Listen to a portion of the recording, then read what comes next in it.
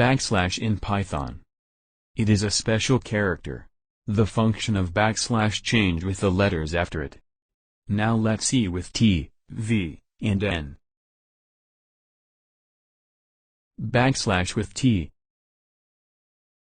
It means horizontal tab, which is equal to the space of tab.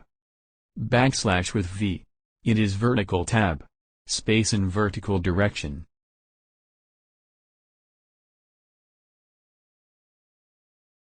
Backslash with N. It is new line. It print values after N, in a new line.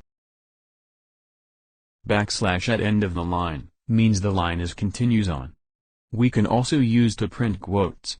Quotes are used to define string, it has special meaning.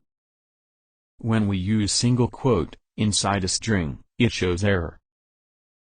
But we can use single quote in a double quote string. Also use vice versa. And we can use backslash also. It will nullify the quote's special meaning.